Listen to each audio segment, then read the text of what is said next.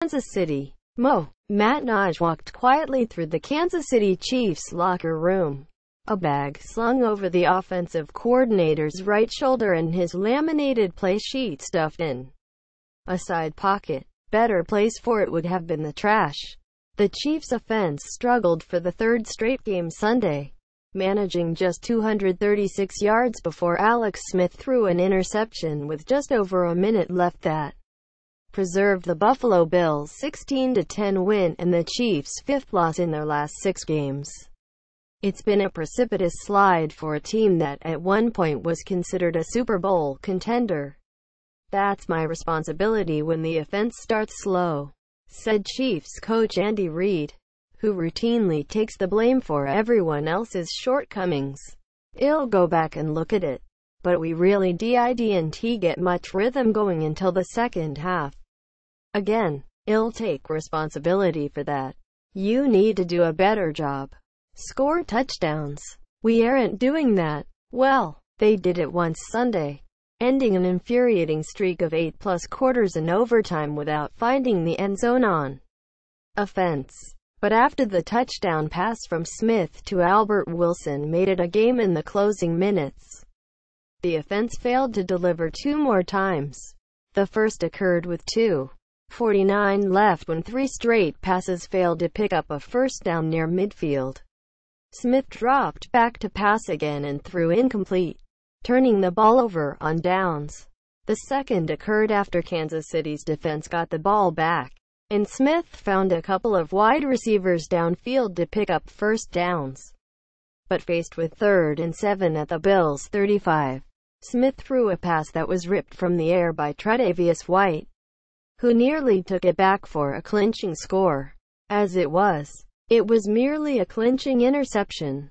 Smith finished 23 of 36 for 199 yards with the touchdown and that pick, continuing a personal swoon that has roughly coincided with the Chiefs' collapse.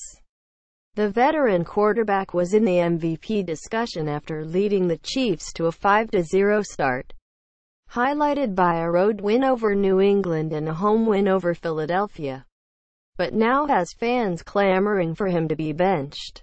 Asked whether first-round pick Patrick Mahomes too might get a shot, Reid replied, "No, listen, everybody's got a piece." Reid continued, "Smith is going to stand up here and say that. I can do a better job of putting him in better positions to make plays. The offensive line can do better. The receivers can make catches. We all have a part in this." Kareem Hunt ran for 17 yards on 11 carries against Buffalo's porous run defense. The rookie running back bottled up again. Hunt was a fantasy football darling the first few weeks of the season, but he's been getting pounded behind an offensive line that's played like a sieve. Throw in the drops. Tight end Travis Kelce had one.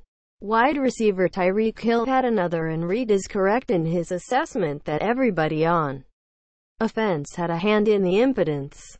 Still, fixing the Chiefs' shortcomings has been a tough proposition. I think practice was good, especially this week. Everybody was having fun. Everybody was having energy," Hill said. "I think it has something to do with the energy on our sideline. I think guys just aren't having the same fun we were week 1 against the Patriots. We have to get back to that week," Hill said. "Come back mentally sharp, ready to play." That's because the reality is the Chiefs still control the AFC West, which was once considered the toughest division in the NFL, but is one of the worst in 2017. And they still have a weak schedule down the stretch, with out-of-division games against the Jets next week and the Dolphins a few weeks later. Plus, their defense has been keeping them in games just about every week.